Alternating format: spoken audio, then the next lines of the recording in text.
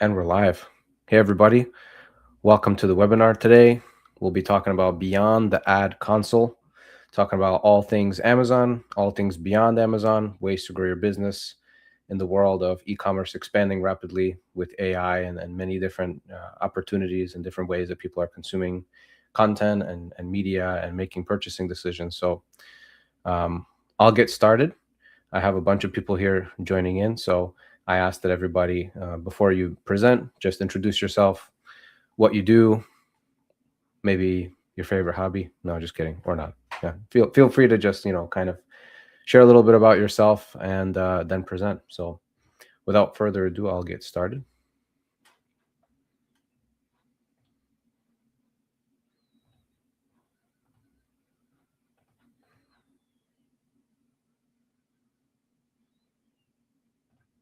Let me know if you guys can see that.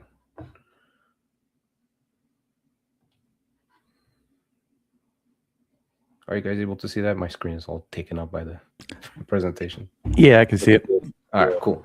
Thanks. So my presentation, how to amplify Amazon visibility with external traffic. I focus only on Amazon, but I always bring this up as a very, very important piece. That's why we're having this presentation today. You need to grow beyond just Amazon platform. It's a very important piece, but it's not the only piece. And there's a couple ways that you could use Amazon in order to do that. So first of all, a little bit about me. I've been selling on Amazon for 15 years plus at this point. I've built and exited 2 private label brands. I'm the founder of AMZ Optimized, which is a full service agency specializing in helping Amazon private label brands. We have 8 figures under management currently. And my role in the company is lead strategist. I help with all of the ads, branded content, and account growth solutions that are a little out of the box. So without further ado, the Amazon Flywheel and how external signals can accelerate it. Amazon's algorithm rewards products that actually demonstrate strong customer demand across multiple channels, not just Amazon. And external traffic and brand referral bonus is the way that we can accelerate that signal and tell Amazon, hey, there's demand for our product besides just your platform, and they will reward us for it. Amazon prioritizes demand signals beyond just the conversions that they see, and it shows customer intent, and attribution influences ranking weight, in addition to all of the other factors that influence your ranking score and how you do organically. They do want to see that you're bringing in traffic from outside. And you do that through setting things up in the brand referral bonus settings, which we'll get into a little bit later in this. And multi-channel presence builds algorithmic trust. So if you can drive traffic over time, that's very helpful. It's very much compounding over the period that you bring it in. So if you have a consistent drip of external traffic coming into Amazon and they can verify it, that's only better for you organically. What happens when brands don't rely on anything outside and they're just really kind of married to the Amazon traffic engine? First of all, it requires you to spend nonstop. And so every time you need a sale, you need to pay Amazon. And the algorithm will punish you for it. They'll treat the product as Amazon dependent, and it just kind of limits the ranking score that you could really grow. Customer acquisition costs remain high because CPCs are rising probably everywhere, but on Amazon as well. And so competitive vulnerability increases as a result. And brands that have the external momentum, they will just outpace you.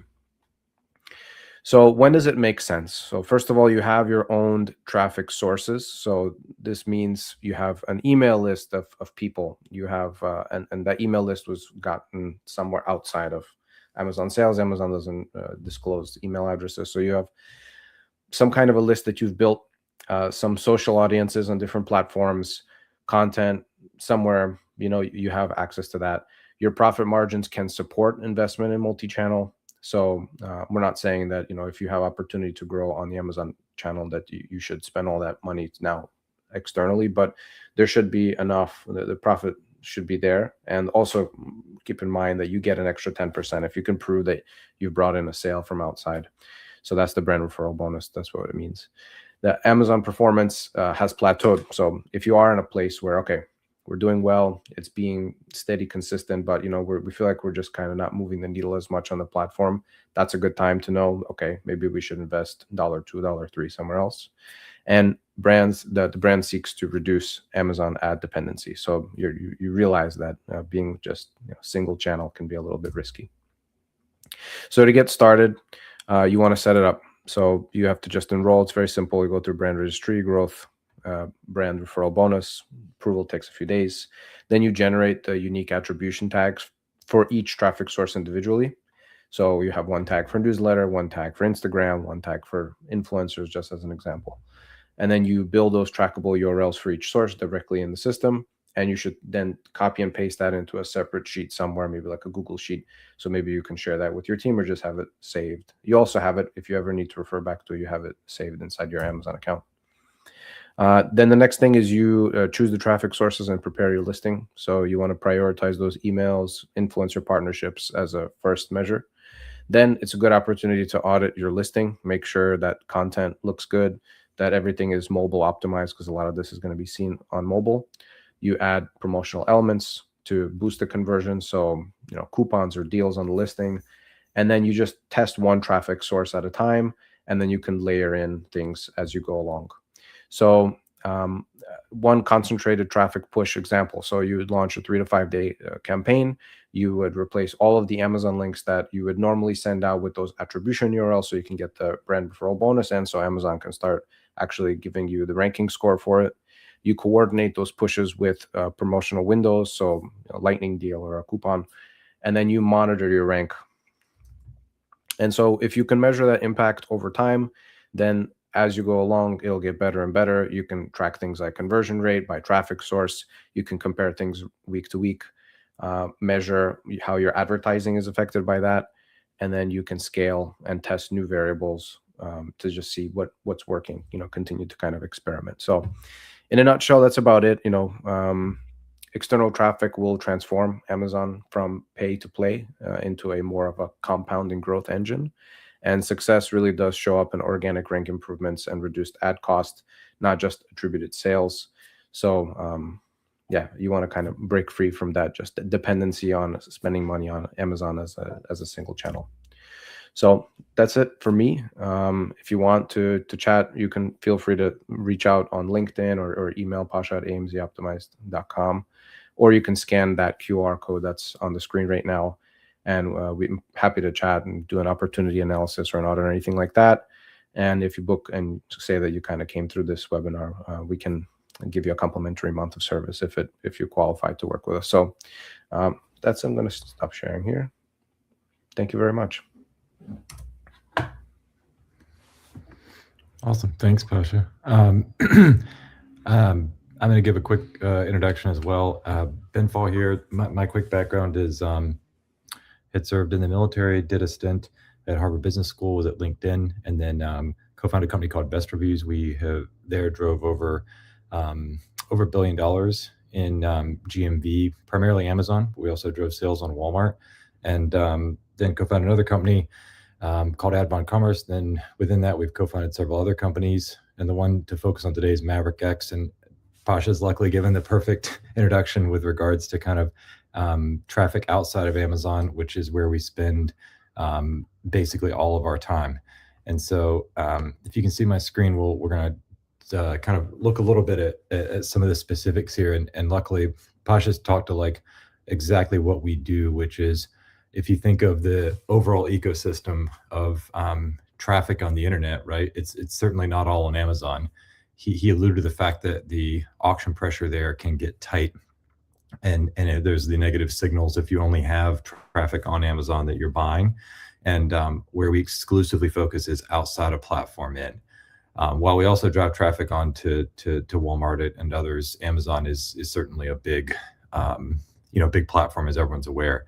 So this just a couple facts. I think most of y'all know this. There's a large percentage of shoppers still start their search on Google alone. Not to mention, as Pasha alluded to, you've got people on social platforms, you've got people engaging with email. When you add all of these up, the majority actually of shopping begins not on Amazon. it's outside of Amazon. And so what we've seen is there's this big opportunity to show up where consumers are actually searching for products. And the advantage when you're in creator curated content, unlike the ads you put up on Amazon that are basically, you yourself saying, buy my product.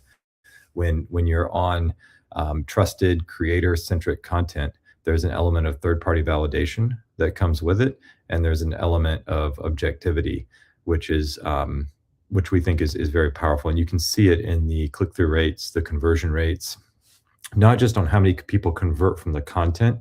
So again, imagine we're on a site like Google. We search best air purifier or air purifier review, which is one example of a user flow.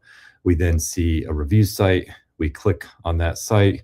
We read about different air purifiers. We then click over to Amazon, and the conversion rate, both from review site to Amazon, as well as the PDP conversion rate, are markedly increased when you've got this sort of intent of traffic. And the same thing plays out when a person's searching on YouTube or gets an email newsletter from a quality creator. That click and conversion rate are both compelling.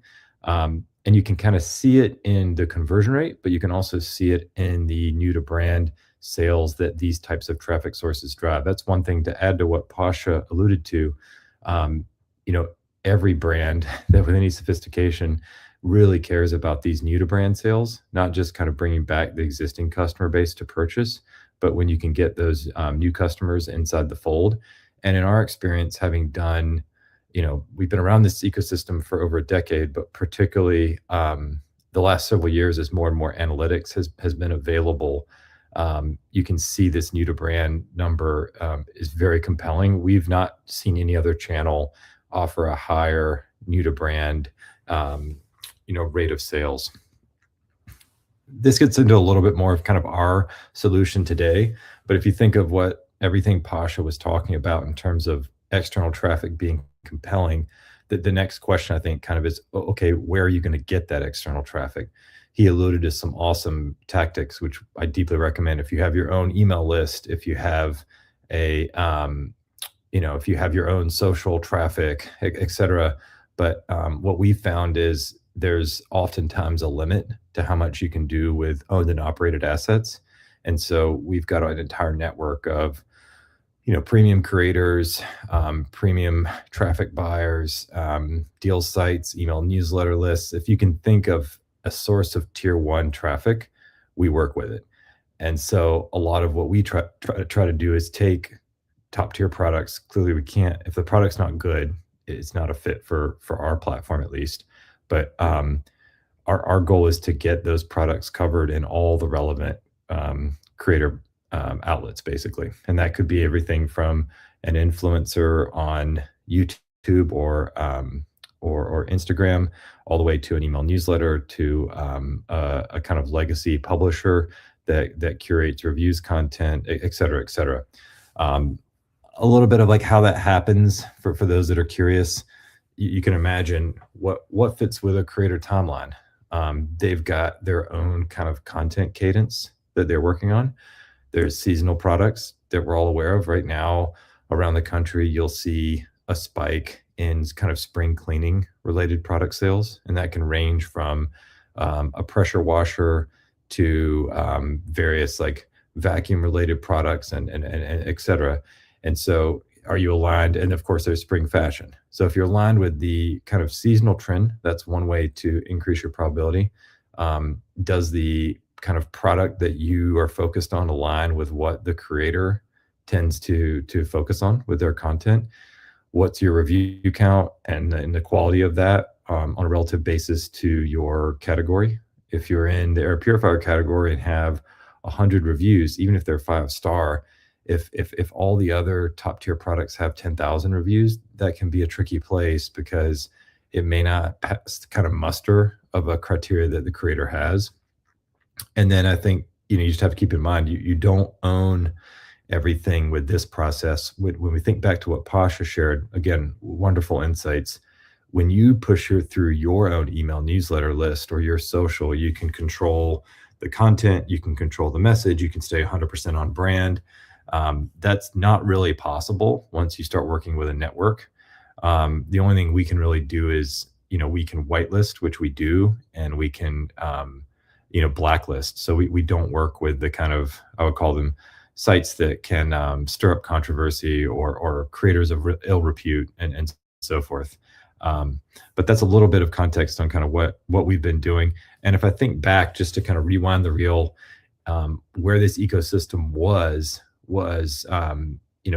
probably like 6 or 7 years ago, you had the best reviews, you've got Wirecutter, you've got just a handful of, I would say, kind of premium review sites, and then a handful of premium creators who really dig in, and that's just proliferated, right? The volume of sites that competed with best reviews from when we co-founded the company in 2014 to when we sold in 2018 to today, it's just skyrocketed.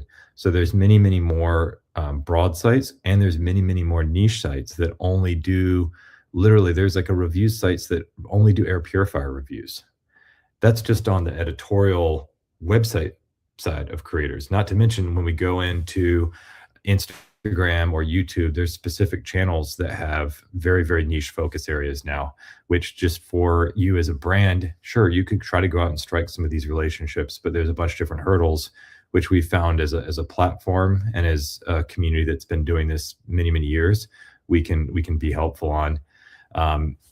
There's two ways people track sales for those that have dug in on this. And Pasha gave a wonderful overview of attribution using the Amazon attribution program. Another way that you'll see people, track and try to attribute sales is using some of the associates infrastructure from Amazon. Clearly, this always changes to these exact, and even to be clear, the exact 10% brand referral bonus does vary by product category.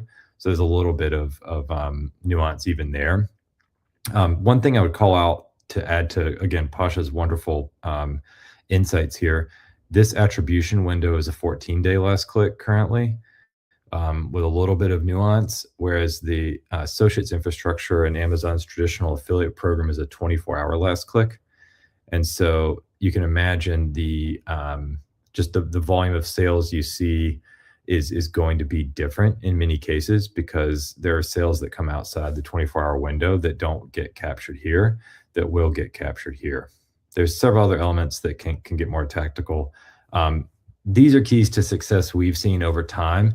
The ecosystem continues to evolve. So what I would just, be very clear about is what's worked in the past, I think will probably be indicative of what can work in the future, but it's not a straight line. So again, do you have the reviews quality? Traditionally, we've seen very, very low price point products be less of a fit for the creator world, but that's shifting. The timing, as I alluded to, with seasonality, I think is maintained consistency.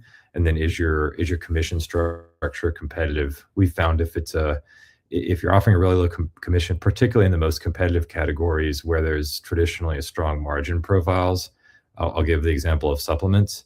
If you go into the supplements ecosystem and think you're going to pay 10% and get incredible volume, I just think that's really, really challenging and unlikely to be successul.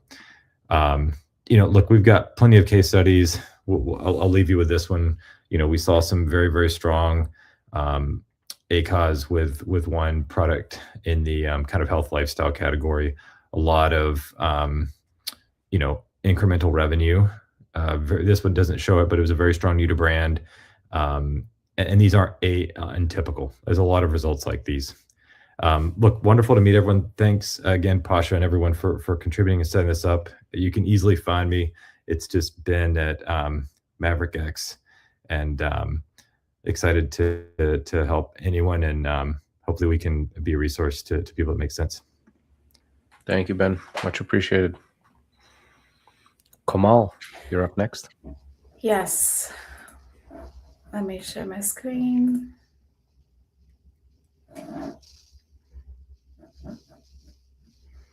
Can you guys see my screen? Yes? Yep. Okay. Yep. Awesome. All right, thank you, Ben. Thank you, Pasha. Nice segue into what I'm going to talk about today. But before that, hi everyone. My name is Komal Singh, and I am the founder of Forex Digital AI, where we are building specialized agents that simplify all the manual tasks that are involved in running and managing advertising campaigns. Today, we support Google and Meta as two channels, and we are adding TikTok soon. We work with small businesses, both products based and service based, and growing brands for whom we run their end to end advertising campaigns using our AI powered solution at an affordable monthly subscription.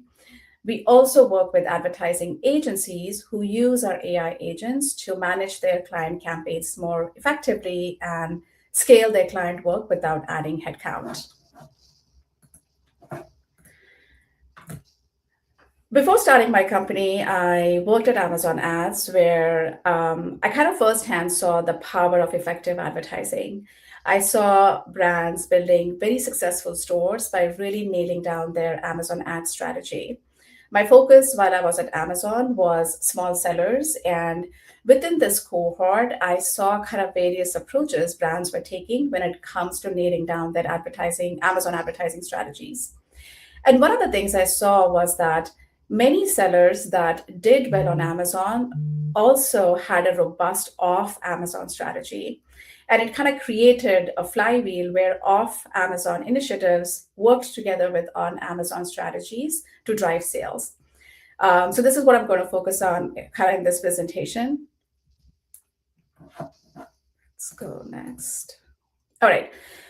So what happens is when some brands think about various advertising channels, social, search, retail media, they kind of think about them as being interchangeable.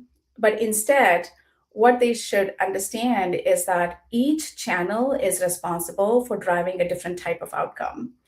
So when a brand think of establishing a flywheel, different channels, search, social, or retail media, they're not really competing with each other, but they're playing different roles in the same system.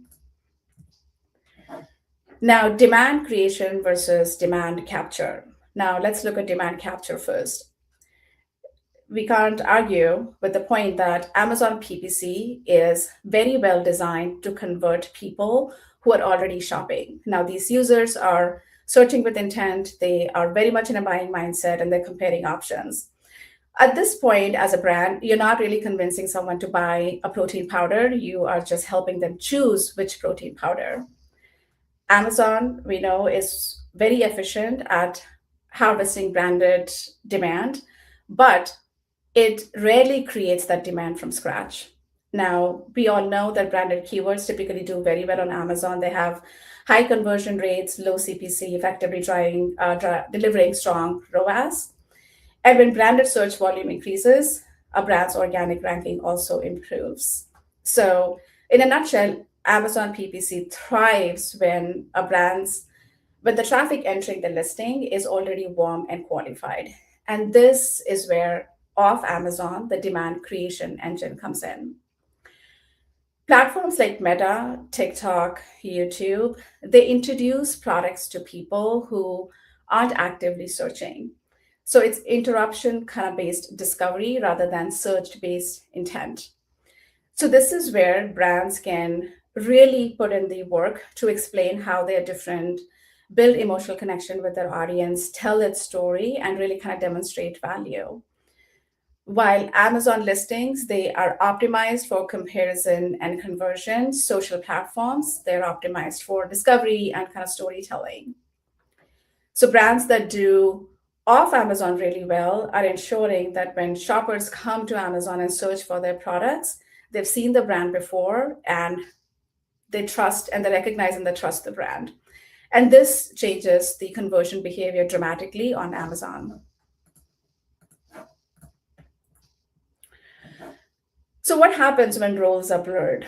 When brands are experiencing performance issues, most likely the issues may not be coming from the channel itself, but from the role confusion. Now, when you're forcing Amazon to create demand, you're relying too heavily on generic keywords and your CPCs are rising. Again, Amazon is built for conversion efficiency, not so much persuasion from scratch. discovery and storytelling typically happens or should happen before the customer reaches Amazon.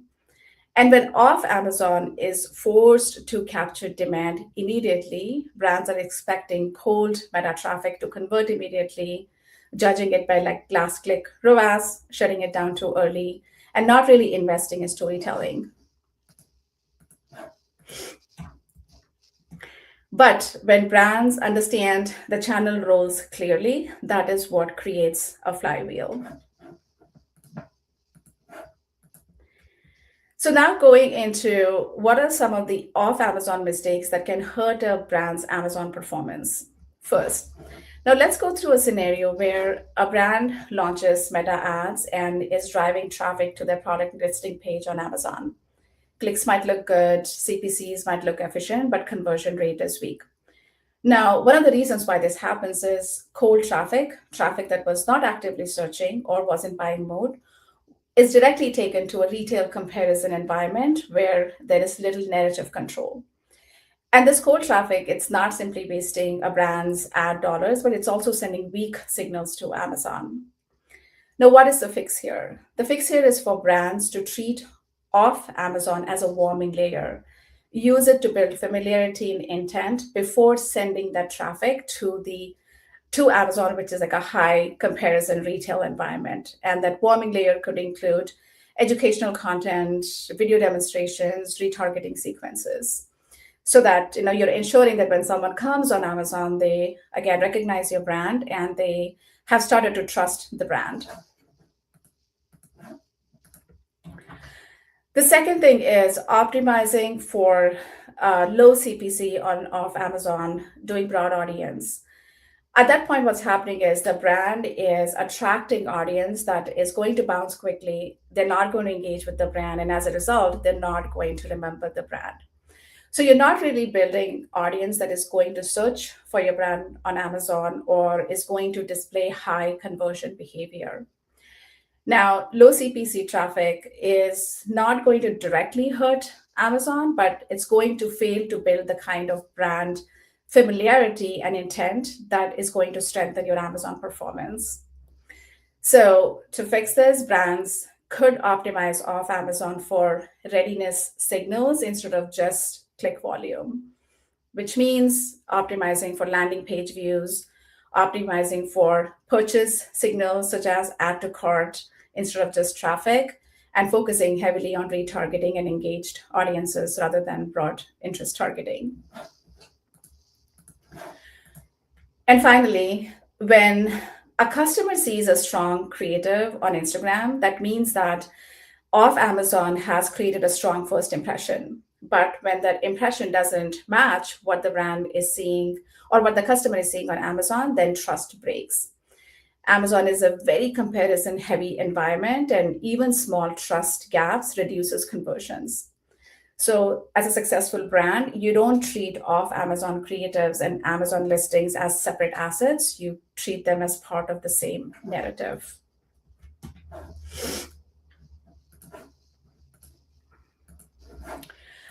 So in a nutshell, when brands think in silos, what happens is Meta is judged by Meta ROAS, Google by Google CPC, Amazon by Amazon ACOS. And as a result, budgets move based on short-term performance. But when brands think in systems, in the system, each one has a defined role. And this is what creates the flywheel for compounding growth for a brand. Thank you so much for listening to me. I can be found on LinkedIn, Komal Singh. And thanks, Pasha, for having me here. Thanks, Komal. Tommy. Right, that was great, Komal. Yeah. Thank you guys for having me. I'm super excited to get into this. Let me share my screen. What conference are you at? I'm at Expo West. Oh, very nice. So it is here in Anaheim at 9:30 in the morning. Good morning, everyone, or good evening, depending on where you're at. I'm getting ready to have a fun time here. So I wanted to actually make my presentation kind of short. I know I've only got like 10 minutes, and so I'm trying to keep everything super lean. And Now, I know it sounds kind of corny at first, right? How top brands are making their dreams a reality on TikTok Shop. But if you look into my brand called Content, or my agency called Content, you'll see that it's everywhere, right? It's the whole sort of branding is all about making dreams a reality.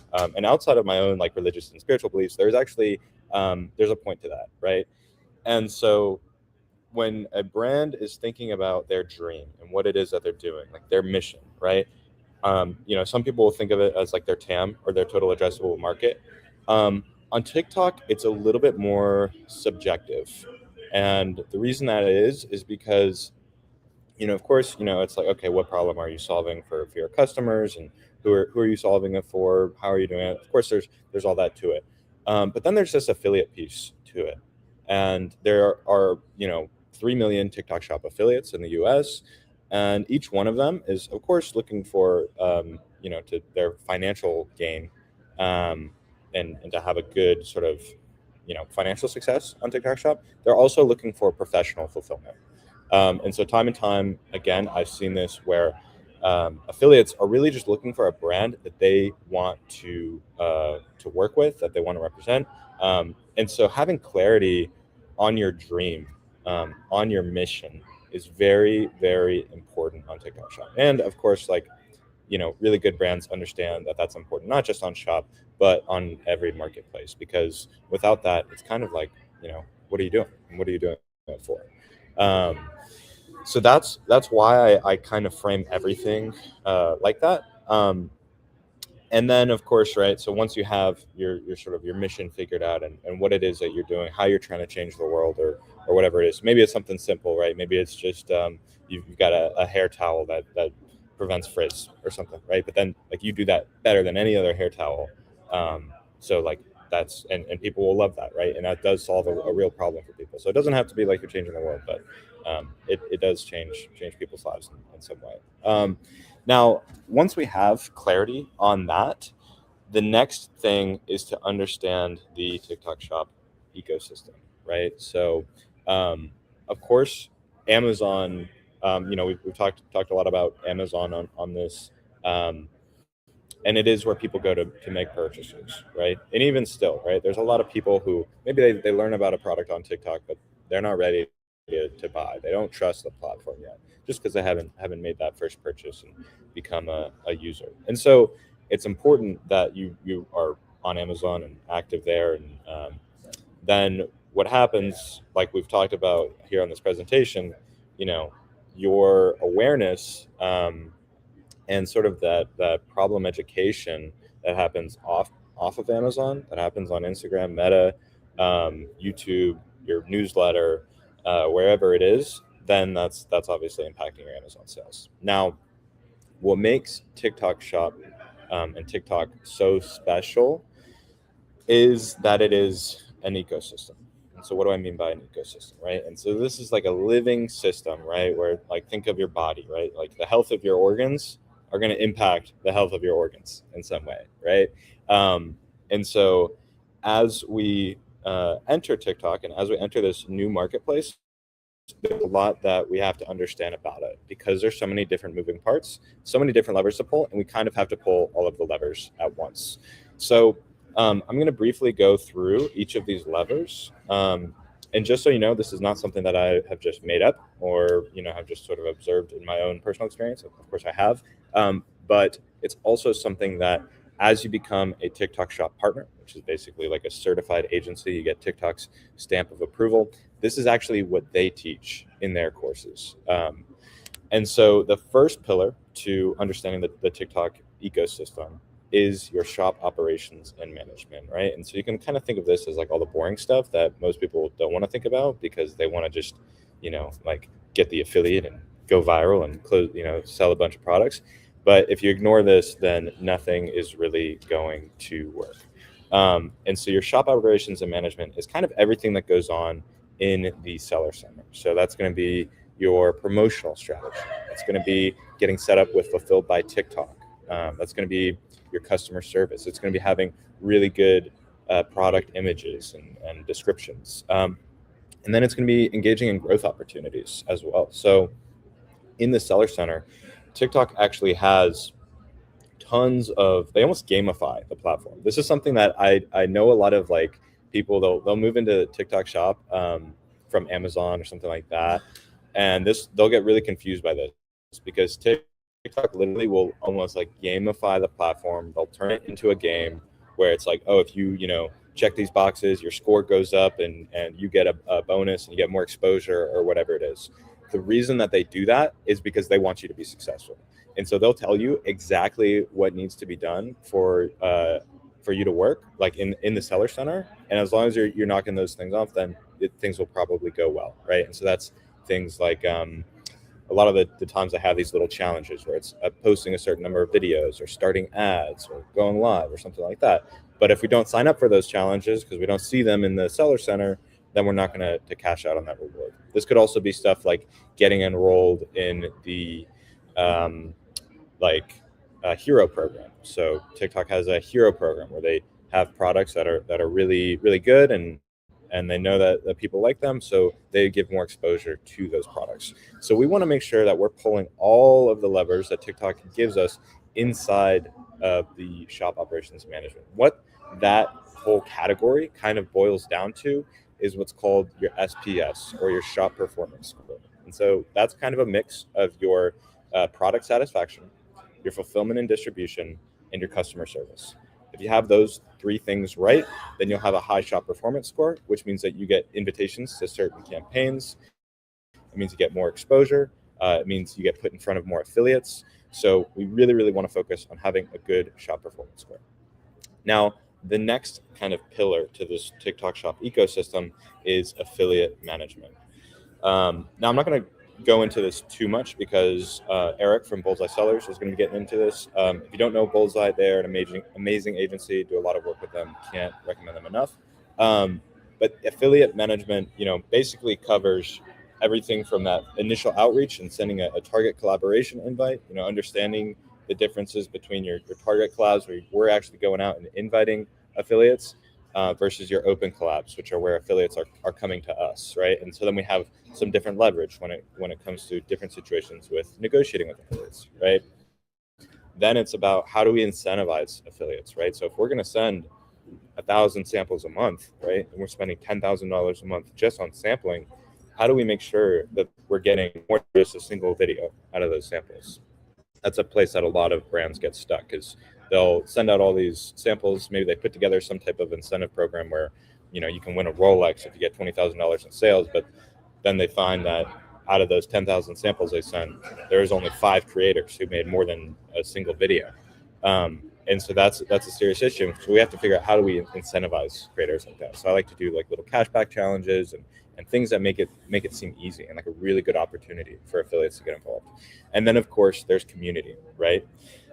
This is something that you cannot ignore in the TikTok Shop ecosystem, right? It kind of goes back to like this dream, right? Like what is it that really brings your people together?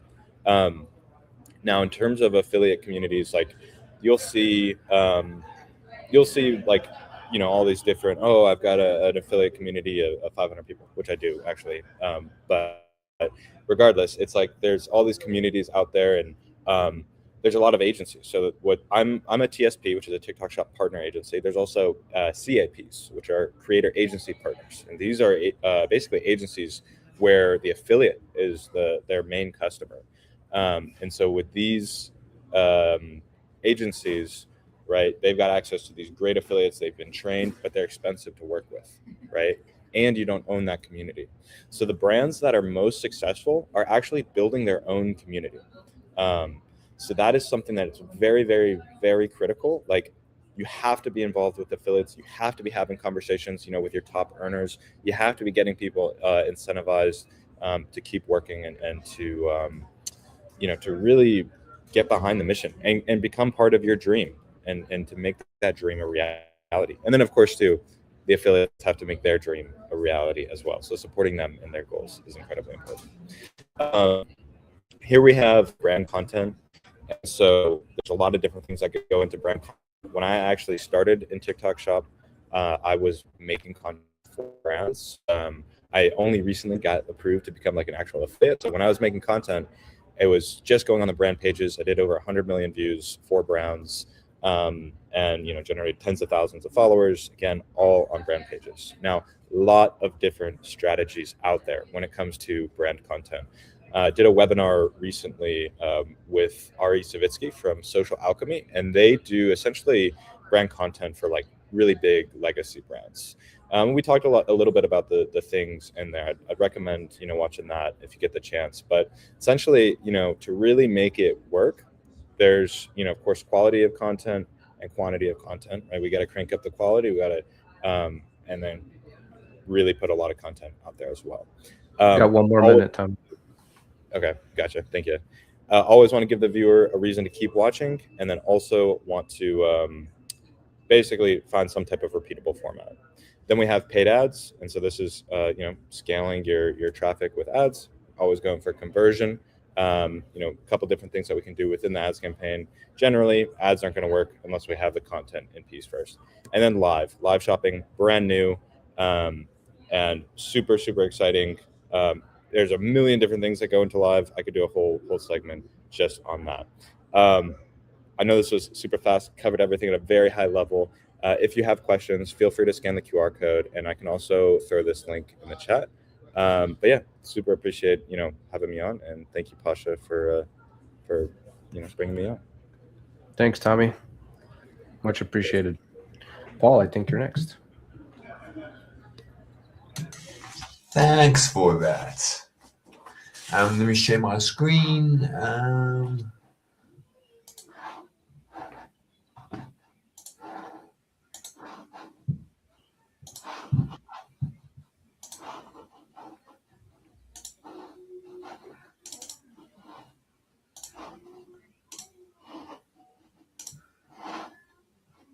Can you see my screen? Yes, we can. Okay, great. Let me get started then. Okay, so basically, first of all, my daughters learned that if they put their artwork behind me, it's in every single call I have and that type of stuff. So excuse what's behind me. It's distracting, but it's making them smile. So ignore that. So now, my goal here, this is a very quick presentation, but the goal here is I want to get everyone onto a TikTok shop. I cannot stress that enough. I really can't. I think honestly, every single Amazon seller should be on TikTok shop. If not be active on TikTok shop, at least have a TikTok shop account. And I mean that because 2026, in my opinion, is the year of omni-channel. I think this is the year, the word of the year will be omni-channel, and it all starts with TikTok shop because TikTok shop is top of the funnel. It goes TikTok shop, Amazon, and then Shopify. And but I just made an announcement today, but my agency Rankster was recently acquired by Eva. And there was no big like a paycheck or anything. It's a glorified job offer. And after 10 years, it's hard for me to take on a job. But the reason is looking at the long-term view, because if this is the year of omni-channel, TikTok shops at the start, that's great. But what about Shopify? What about Amazon? And that's where Eva comes through and shines through, because now we can map the customer journey from TikTok shop to Amazon to Shopify, because Shopify or your website is the main goal, because you get all the margins, whereas Amazon, TikTok shop, not so. So this is exactly what we do and how we use TikTok shop ads. So first of all, this is the problem with Amazon. And I say this because I've been like a 10, 15 year Amazon seller. And then I jumped over to TikTok shop before they launched TikTok shop. So I was running campaigns of running ads going from TikTok to Amazon for a number of years before TikTok shop. So we've seen the trajectory and how things evolve, because the biggest problem with Amazon is it's getting harder. We all know that. That's pretty obvious, because your PPC costs are going up and you are so dependent on the algorithm that's the problem. And let's be honest, do you actually have a brand, or is Amazon the brand that's leading everything? Because I can ask my kids, they buy loads of stuff on Amazon, and in their mind, Amazon makes everything. So in that basis, there actually is no brand ownership. It's really hard to take your customers out and serve them through your own website. So the main two types of ads we run on TikTok Shop are GMV Max ads and Spark ads. And this is very important because when GMV Max ads were first launched, we had beta access for a few months prior, and we've taken the accounts to over 6 figures per month on TikTok Shop just with ads. So we didn't touch the affiliates, we just focus on their ads. And right now, if you, as you all do, because you listen to this call, but if Amazon ads are hard, then TikTok ads are easy. I really, really mean that. And whatever you know with Amazon PPC ads, whatever your experience is, it doesn't really count for much for TikTok Shop ads. And it may help you, but you'll be a master of it within like 2-3 days, because GMV Max ads are very, very easy. When it comes to these ads, there are two types. There are GMV Max and there's Spark ads. And actually, they're the same type of ads, because Spark ads officially, before GMV Max ads, Spark ads originally were, you speak to an affiliate, they create content, they give you their Spark code, which is their authorization code, which allows you to run their content as an ad. That was the old way of doing things. And now with GMV Max ads, they've combined everything. So you don't always have to request the Spark code. As long as your product link is in the video, the GMV Max ads will pick it up. Because GMV Max ads, the big thing that GMV Max no one understands is it's all AI driven. It really is. And what I've done, and this is kind of embarrassing, I had a client call and they had access to GMV Max ads. And back then I wasn't a fan because it's AI driven ads. Like, I don't like AI driven ads because it's taking food off my table. It can do a job better than me. So what I did was we ran one GMV Max ads and one normal manually created ads. I created the manual ads and we let GMV Max ads do its thing. And then we compared the results. And I was schooled. Like, it was really, really bad. Like, it didn't look good in the slightest. Because these AI-driven ads just perform so much better. The AI-driven ads, these GMV Max ads, look at all the content for your brand, not just one thing. Whereas if we run ads manually, we look at a few ads, but no, it's very tough to look at the whole catalog of ads, the whole catalog of content. So that's the main thing. So that's why GMV Max ads are great. Everyone jump on it right now, because if you have a great piece of content, then GMV Max ads will boost it to make sales, and then you have a guideline for what videos convert for your brand. Take that video and show it to as many affiliates as possible and say to them, create a video like this, because right now it's printing money. Affiliates love to hear that, because for them, that's a quick buck. They can easily promote your product and put their spin on your best content now. So GMV Max ads are awesome because they tell you exactly what content converts. So now I mean this, I'll show you right now what I mean, but the halo effect is real. I mean, that sounds pretty obvious because every speaker has spoken about the halo effect, and they've said how real it is. And it's a real thing. I can't stress that enough.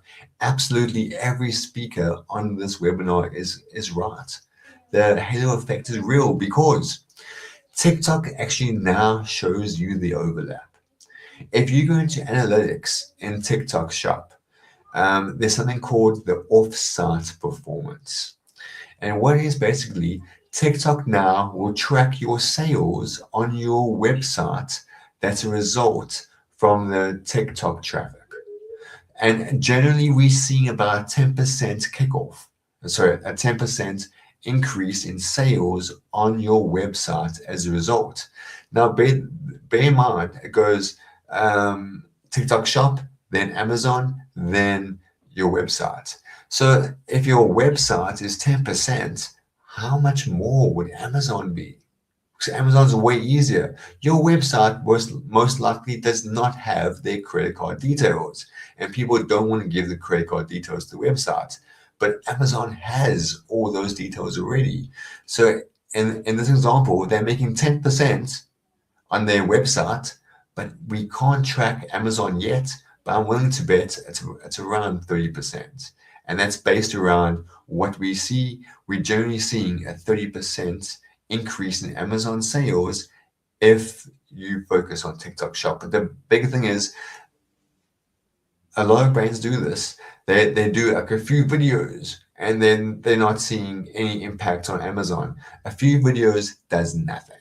You need to set out and do hundreds of videos every month for the next few months, and then you will see the offsite effect. And also, if those videos go viral, that's great. Then you only need 1 or 2 videos, but if it doesn't go viral, you need to aim for as many videos as possible. Got 1 minute. Thank you. Okay, so I'll speed up. So essentially, the cross-platform flywheel. You run your ads, your awareness sparks, your rankings climb on Amazon, and then your organic TikTok grows. I say organic because people see your stuff, they like it, and they promote it more. And the flywheel just compounds and goes from there. Then something we do in TikTok Shop is our 5-pillar framework.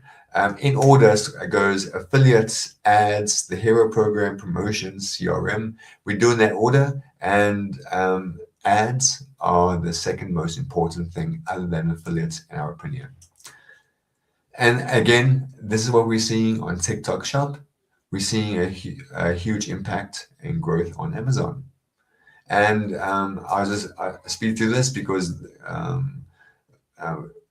we haven't got much time, but essentially there's your 90-day sequence: foundation, ignition, and then scale and measure. It's 90 days. And one thing I say to every TikTok Shop seller is that on Amazon, if you launch a product, it takes about 4 months at least to start seeing some money back. On TikTok Shop, it's the same. So always give it 3 to 4 months on TikTok Shop. And TikTok Shop is an expensive platform, so you won't save money on TikTok Shop. If you do save money, you weren't aggressive enough. And on TikTok Shop, you need to be aggressive. Okay, so then that's about it. But essentially, the brands winning on TikTok, they're not just winning on TikTok because they're using TikTok to grow Amazon and to grow their website. And that's it from me. Big thanks. Wonderful. Thank you, Paul. Eric, you're up. Awesome. Awesome. Hello, everybody. My name is Eric Young. I'm going to go ahead and share my deck.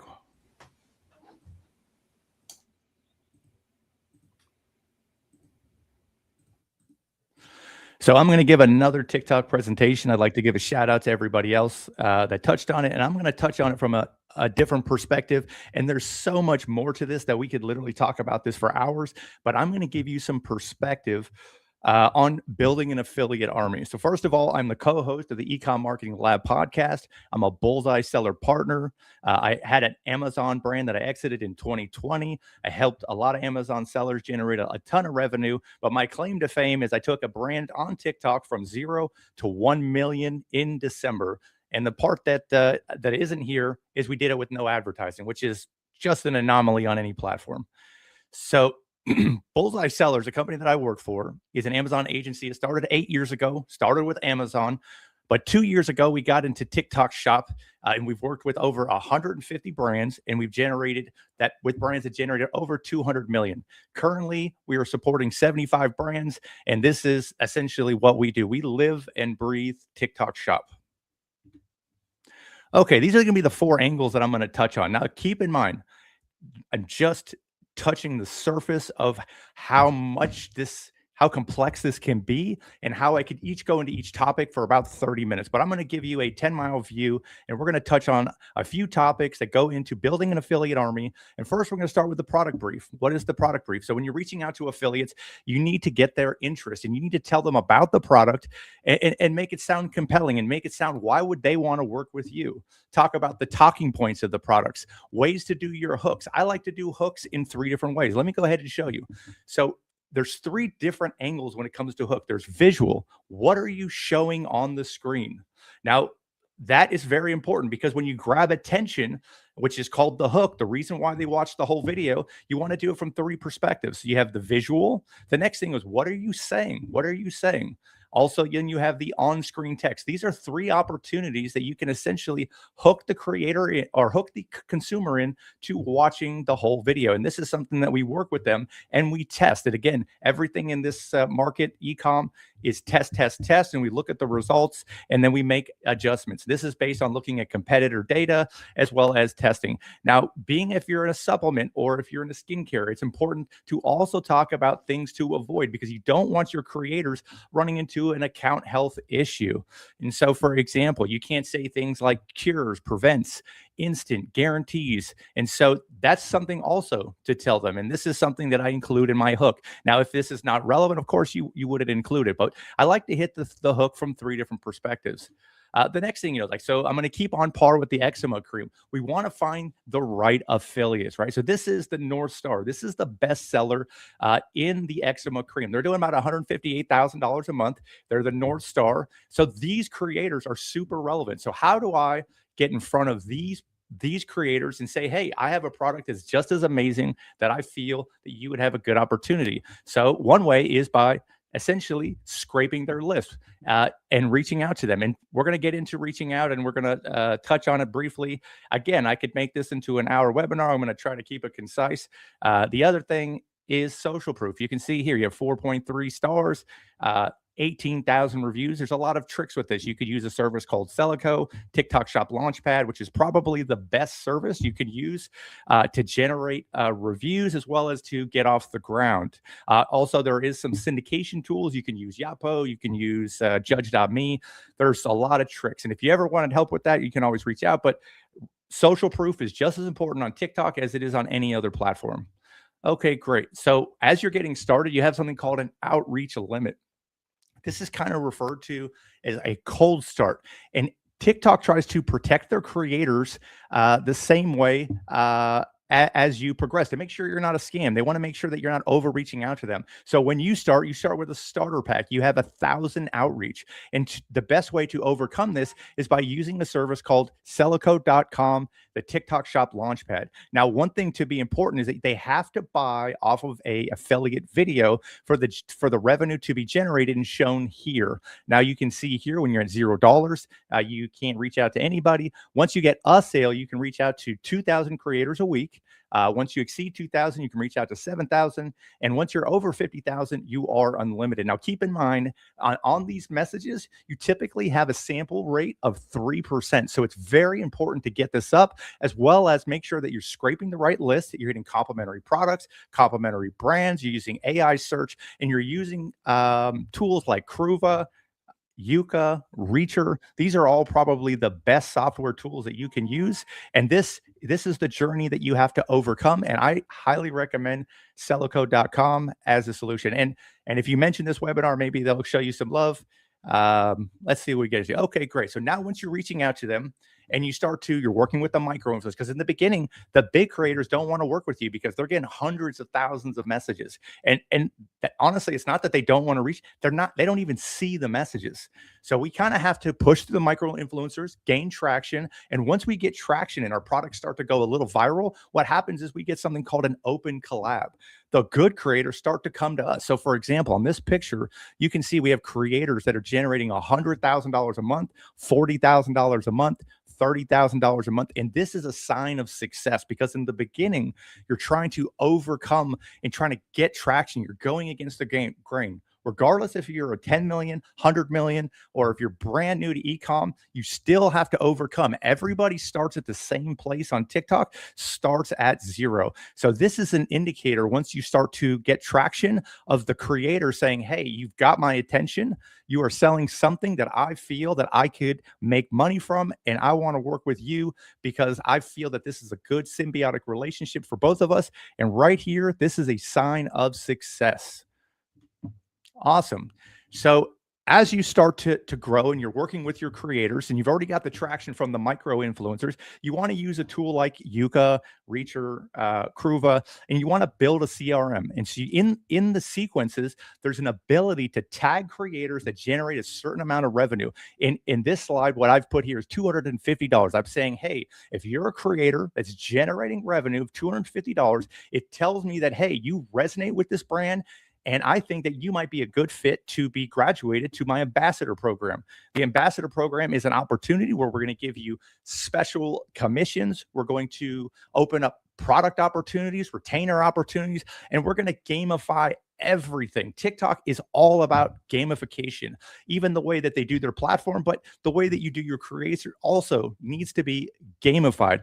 And once you get them into the group, you need to engage with them. You have to realize these creators could be working with hundreds of brands. So it's important that you make them feel special and make them feel that you care about them. And in doing so, they will care about you. And like I was saying, games, bonuses, recognition programs, exclusive product launches for members. And I like to separate these creators into tiers because some creators might be doing $1 million a month. Some creators might be doing 5K. It's important to know who you're working with, what opportunities you have, and make sure that you engage them correctly because it is a business. TikTok did the one thing that no other platform did, which is they put the creator on the same platform as the brand, which was incredible. The market will never be the same. And so you have to realize this is a business opportunity. A creator is a salesperson for your brand. You need to treat them as such and make sure that you engage with them. Wonderful. So now you got them in your group. And so you're going to build trust and credibility over time. This looks like when they join the group, I say, hey, what is your name? I'd like to get you into my CRM. It's important that you know everything about this person so you can treat them appropriately.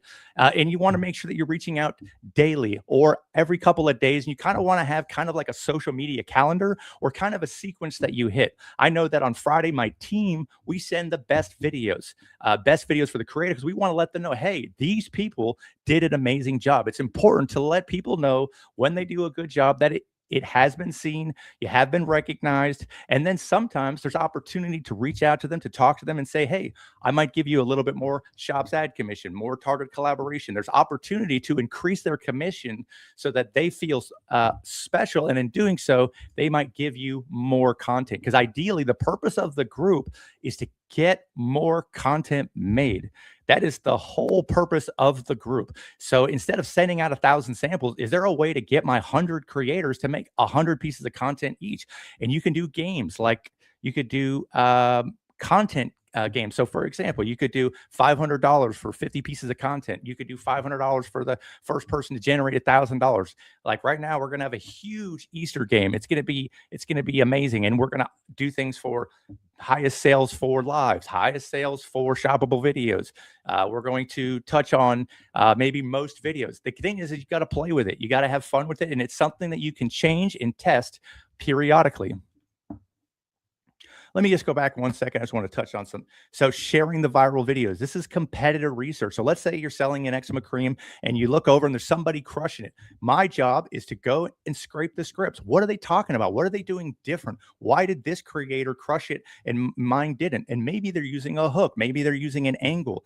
Maybe there's something that they're doing that I can essentially document and share with my team, my creators, my sales force. And I go ahead and I do this on a weekly basis because my job is to educate, to work with them and help them improve. I know that my team has personally made a course to help them understand how lighting works, how to use a camera, because creators, a lot of these people are brand new and they just had an opportunity. They made a few videos and they've had some success, but by making them just a little bit better, it's good for you and it's good for the brand. Okay, great. communicating with them daily. We talked about that, sharing the wins publicly. I do that on Friday. Now, new product opportunities. This is gold. So let's say you have a new launch, and so you have the eczema cream, and now you have a complementary product that's maybe like an antifungal or something like that, and it's also a new launch at Amazon. And you're trying to get some new to brand, trying to get some top of funnel action on Amazon. This is a great opportunity to reach into your group and say, hey, I've got this amazing product. We give them a great script. We give them all the information they would need. We give them a high percentage. And in doing so, you now have people coming to Amazon looking for your product that just went live maybe a week ago. So this can be absolutely gold. Using TikTok in conjunction with Amazon is the way to success. And as we get into this further, it's going to become a more omni-channel approach. We'll start seeing Instagram, we'll start seeing Levanta really starting to come in, because creators are going to take over the space. This is truly just the beginning.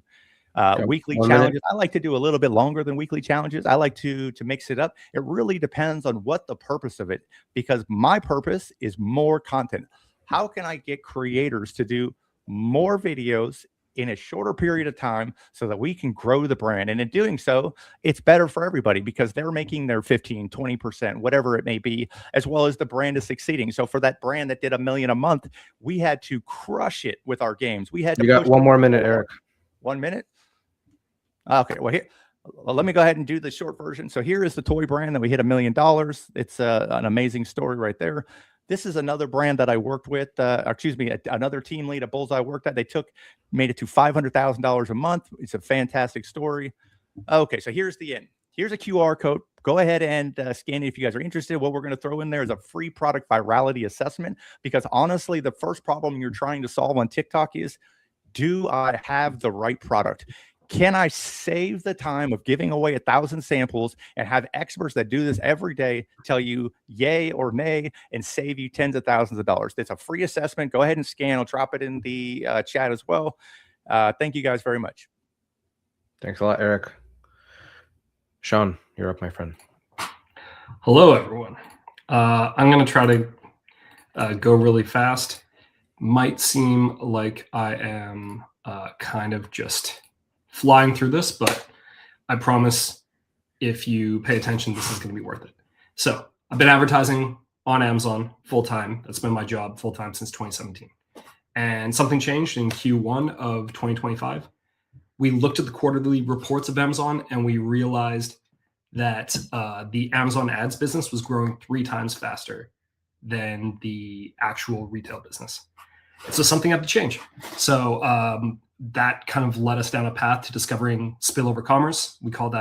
That's what we call our methodology. And we're not the only ones doing it. We're just the ones who give it a name. And so it's how smart brands spend once and profit twice. If you're on this webinar, you probably don't need me to go through these problems. I'm pretty sure you already know that Amazon keeps getting more and more challenging, and you probably feel a little bit trapped. And you probably feel like Amazon is like, you're like, why is this not going the way I want it to be going? But it's honestly because the winning technique changed. So I like to come back to the Olympic high jump, because it's one of those great visual examples of the winning technique changing. And then once that winning technique changed, everyone else starts copying it afterwards. So scissor kick, Western roll, straddle, and then in 1968, Dick Fosbury created the Fosbury flop, which is how people jump over Olympic high bars still to this day. So that's what Spillover Commerce is, in our opinion, for people who sell on Amazon. And really what it is now we do this primarily with meta ads, but you can do this with TikTok. It's just, there are some drawbacks. Anyways, but what it is finding a traffic channel where you can proactively generate demand and then sending it over to a platform that you own. So part of why we think you should do this with your own website, whether that's Shopify or something else, is that this is an asset you own. With TikTok, in TikTok Shop, you're still renting, like you're just renting a second house instead of buying a house. And so that's one of the reasons why we're not overly filled with TikTok Shop. You're already dealing with one tyrannical platform. Why add a second one to the mix? But then the big thing is there's going to be a huge amount of spillover to Amazon from that. So if you implement this correctly, it spills over quite well. And we think that this is the path to getting off of Amazon dependency. It's something that I'm quite passionate about because I've watched friends have to like file for bankruptcy because they got screwed over so badly by their Amazon dependency. And I watched them not be able to cross this gap. Heartbreaking. Now they are, the friend I'm thinking of is now doing much better, but they kind of just got played by a bunch of overseas sellers. And I want to help at least 1,000 sellers discover how to do Amazon, how to do spillover commerce to avoid being Amazon dependent. And I want it to be Western sellers like my friend who kind of went through this horrible time in his life. So this is how sellers currently try to fix this, and they fail. They try to optimize Amazon even harder. They're trying to eke out 1% gains on conversion rate. Like, I mean this politely, that's not going to solve your real problem. But I like to think I'm the kind of person who will actually tell you what your real problem is and be honest. And yeah, eking out 1 additional percentage point on Amazon is not going to do it for you. Don't hire more agencies. Don't increase your Amazon ad spend, and don't take your Amazon products, clone them, clone the catalog, and put it on Shopify. That stuff just doesn't work. I'll tell you that right now. And yeah, I think there are a lot of things that you can do instead, but these are the things that don't work. Okay, these are the phases of spillover commerce. So really what you need to do is figure out if it'll work for you, get the assets, test or get the technical setup going, test your meta ads, grow your meta ads, reduce your ad spend on Amazon. This is the best part for sure. But then brand domination. Brand domination feels good, but when the first day you spend less money on Amazon while your sales go up it's addictive.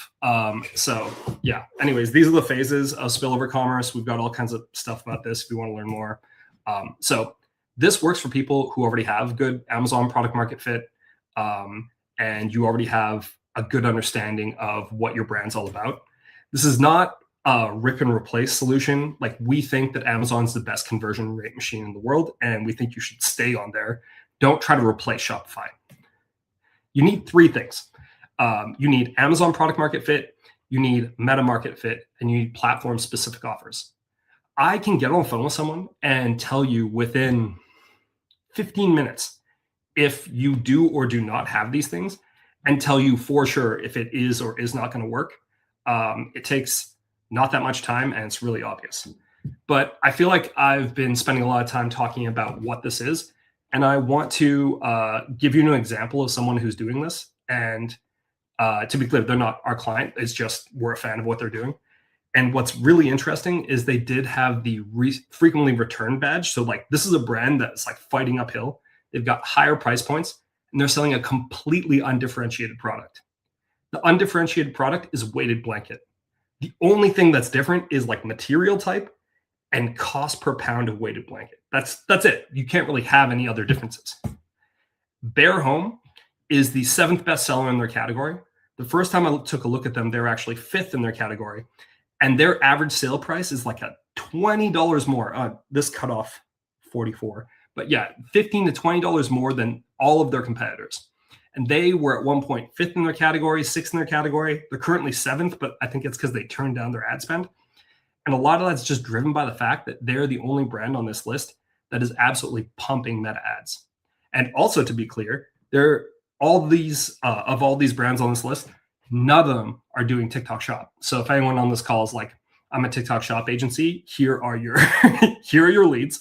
But Bear Home is absolutely crushing it by they've got 44 different ad creatives running right now, and they are absolutely crushing it. So I think spillover commerce is absolutely transformational for a lot of these businesses. You can take this, you can basically run meta ads to a platform you own, and then have that magical spillover effect drive you up to the top of the page on Amazon. And I think it's something that you should really consider for your brand. If it doesn't make sense for you, that's totally cool. But like, I really think you should consider it. And I am so kind of set on this that we made like a scorecard. So don't talk to me, I don't want to, unless you want to talk to me, of course, but like, if you are just wondering, like, is this worth it for you? this QR code will take you to this landing page where you can spend 90 seconds and go through our audit, where you can just figure out, we're going to ask you the same questions I'd ask you on the phone, and it'll tell you right away if we think that you can actually succeed on Amazon or not. So it's spillover.stonesgoods.com, or you could scan this QR code. And yeah, happy selling. Can't wait for you to start spending once and profiting twice. Awesome. Thank you, Sean. Last but not least, Ryan, you're up. Beautiful. Thank you so much. Start sharing my screen here.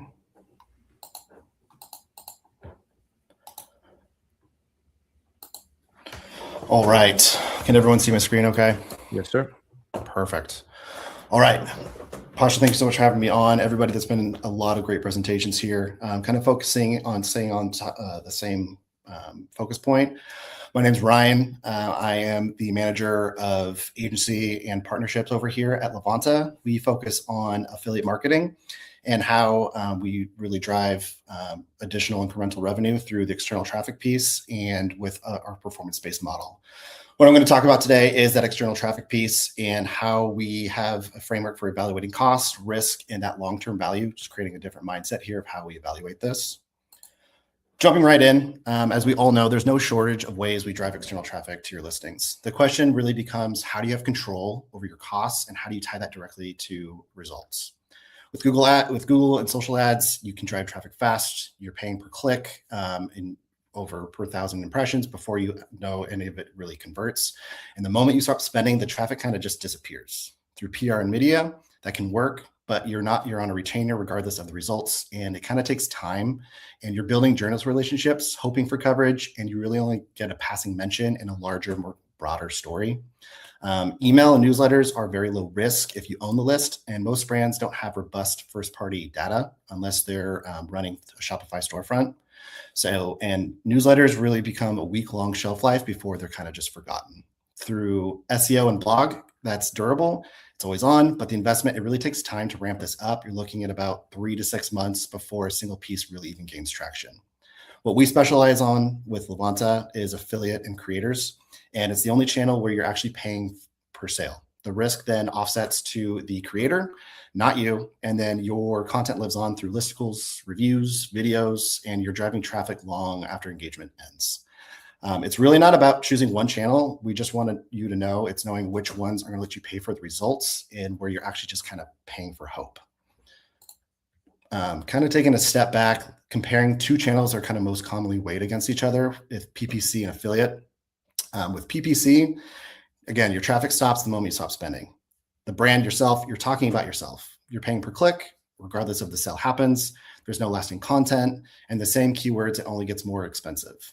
Through the creator-driven affiliate, the content is evergreen. It keeps working for you, and you're relying on a trusted third party who is recommending you to their target audience, and you're really targeting a specific demographic here, which carries far more weight than a brand just talking about itself, coming in blind to someone you don't know who you're speaking to, and you're only paying for the sale. And the content and listicles, reviews, and videos, it lives on, and it really compounds over time after the initial listing.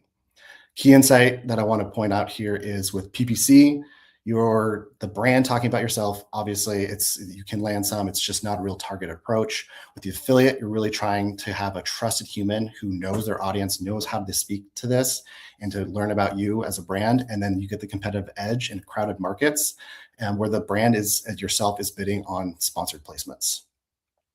Another effect here that's undervalued is the halo effect. Affiliate content feeds AI models, LLMs, and it's increasingly influenced how consumers are driving and discovering these products. Moving on to kind of how we look at this in a broader term, this is going to be a really simplistic approach. We're not going to include in this equation your COGS, your platform fees through Amazon multi-marketplace, but this is a really good way to kind of hone in on what to expect and how to really change your viewing of what you're paying really per affiliate sale versus long-term value over a net new customer. So kind of walking through this, it's a $30, you're offering a $30, it's a $30 product with a 30% commission. You're really paying $9 per affiliate sale. But if your average customer is buying about 5 times over that lifetime, that customer actually becomes worth $150. So that $9 commission, you're actually acquiring a net new customer worth $150 over a lifetime, which kind of really changes this and what we focus on tremendously. Another piece I like to add on here, and we've spoken about this through a lot of these other great speakers, is Amazon's brand referral bonus.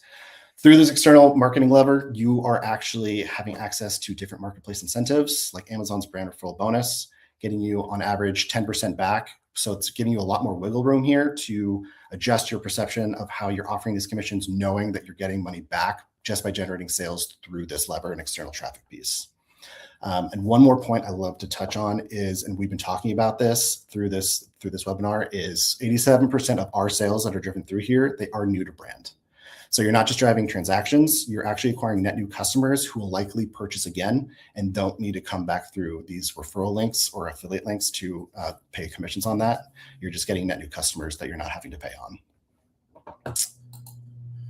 Looking at this from a long-term value versus a unit economics approach, if you're having $100 average order value with a 15% margin, that means that your $15 is probably going to be your max commission here. That's a lot of brands have a hard line. That's my 15%. That's looking at it as like a per unit. If you're taking a step back and you're looking at this at a broader term over the long-term value-based thinking, that same $100 average AOV, the customer is now buying 4 times and are 80% new to brand. So that's giving you $320 in adjusted LTV. So that 15% margin actually becomes a $48 ceiling rather than a $15. So it's really expanding your approach here.